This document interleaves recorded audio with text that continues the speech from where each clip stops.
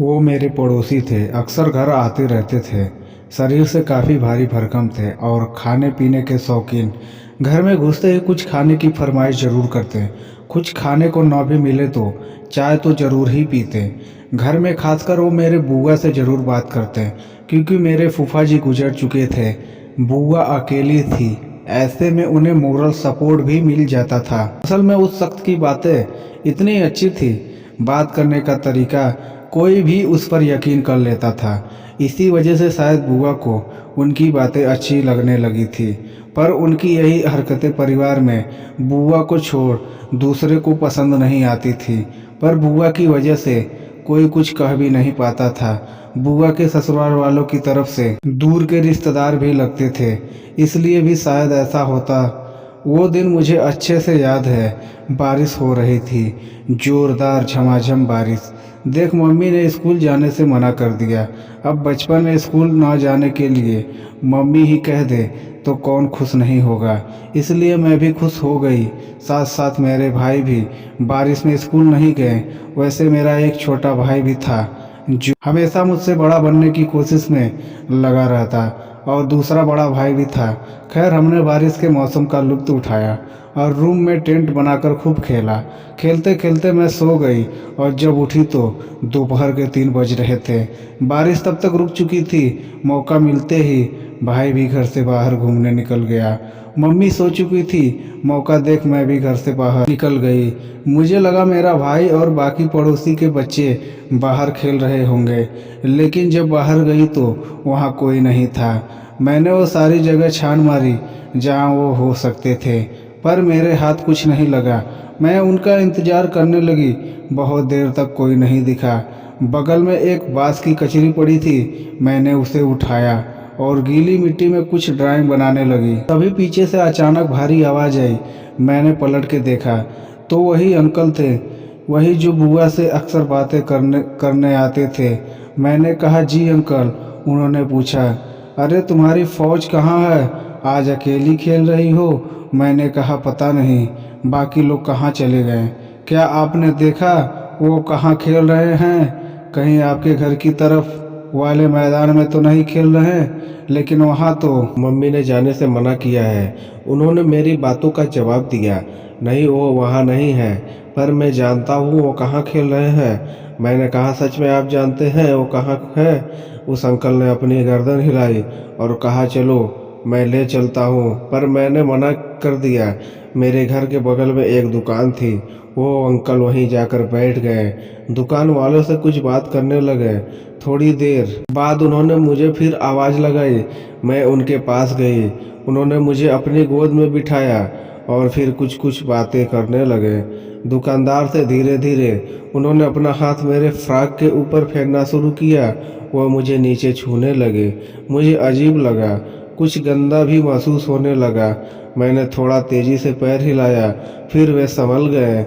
मैं उनसे खुद को छुड़ाने की कोशिश करने लगी, पर उन्होंने मुझे जाने नहीं दिया। कहने लगे कि अरे क्या हुआ तुम्हें, अभी तो तुम्हें खेलने जाना था, चलो मैं लेकर चलता हूँ। फिर वे दुकानदार गुप्ता जी से कहते हैं, ठीक है मैं चलता हूँ, बच्ची को खेलना है भाइयों के साथ। गुप्ता जी ने कुछ नहीं कहा, जैसे वो जानते हो सारी चीज़ें। मैं उस अंकल के साथ नहीं जाना चाहती थी, पर उन्होंने मुझे ज़बरदस्ती गोद में उठा लिया और कहीं लेकर जाने लगे। मैंने उनको मना किया, पर उन्होंने मेरी बात नहीं सुनी। पहले मुझे वो एक दुकान ले गए। वह चॉकलेट खरीद कर मेरे हाथों में पकड़ा दिया और कुछ ज़बरदस्ती मेरे मुंह में डाल दिया ताकि मैं कुछ बोल ना सकूं। फिर मुझे वो एक सुनसान रास्ते की तरफ ले जाने लगे। मुझे कुछ ठीक नहीं लगा रहा था। मुझे कुछ कुछ समझ में आ रहा था, मेरे साथ कुछ बुरा होने वाला है। चलते चलते वो मुझे आम के बगीचे तक ले गए और वहाँ ज़बरदस्ती मुझे चूमने की कोशिश करने लगे। मैंने अपना मुंह घुमा लिया और जिद करने लगी, मुझे घर जाना है, घर जाना है। जिस रास्ते से वो मुझे लेकर जा रहे थे वहाँ मैं कई बार अपने दोस्तों के साथ जा चुकी थी। वहाँ के कुछ लोग मुझे पहचानते थे। मैंने कहा, अंकल मुझे छोड़ दीजिए, घर जाना है, मम्मी ढूंढ रही होगी।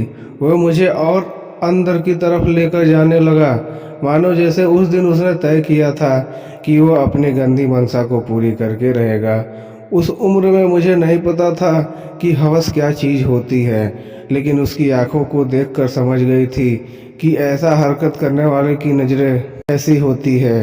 पता नहीं उस दिन उसके अंदर कौन सा जानवर था जो बाहर आना चाहता था और मुझे नोच खाना चाहता था। उसकी आंखें आज भी मुझे डराती है। वो अपनी प्यास बुझाना चाहता था, मेरा रेप करना चाहता था। वो रेप करने की जगह तलाशने लगा, मेरे मुंह में कपड़ा ठूस दिया, मेरे शरीर को गंदी तरह से छूने लगा। मेरे फ्रॉक उठाकर उसने मेरे प्राइवेट पार्ट जोर से काटा। मैं चिल्लाई, जोर से चीखी, पर आवाज़ बाहर नहीं गई, वो मेरे तक ही रह गई, क्योंकि उसने मेरे मुंह में कपड़ा जो ठूस रखा था, मेरे हाथ से उसने चॉकलेट छीना, फिर चॉकलेट का पैकेट फाड़ा, मेरे प्राइवेट पार्ट पर लगाया और कुछ करने की कोशिश की।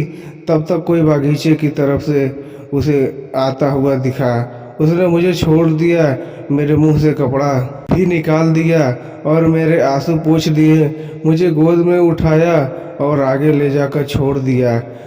कहा खुद से घर चली जाओ, कहीं रुकना मत, सीधा रास्ता है। मैं रोते रोते अपने घर पहुंच गई। मम्मी ने देखा, पहले तो 2 थप्पड़ लगाया और गुस्से में पूछने लगी कहाँ थी, शाम हो गई, किससे पूछकर बाहर गई थी। मैंने कोई जवाब नहीं दिया। बोलती भी तो क्या, मेरी हालत उस वक्त कुछ बोलने की थी भी नहीं। मेरे साथ क्या हुआ और क्या हो सकता था, मुझे इसका इल्म भी नहीं थी। मैंने कुछ नहीं बोला, पैर धोए कमरे में गई और सो गई। मम्मी को तो मेरा व्यवहार कुछ अजीब लगा। उन्होंने मुझे जगाया और पूछा क्या हुआ। मैंने कुछ नहीं बोला। कई महीनों बीत गए, मैंने अपनी बात किसी को नहीं बताई। मेरे साथ क्या हुआ, मैं किस चीज़ से गुजर रही हूँ, मैं क्या महसूस कर रही हूँ, हर रोज़ किसी दर्द से गुजर रही हूँ।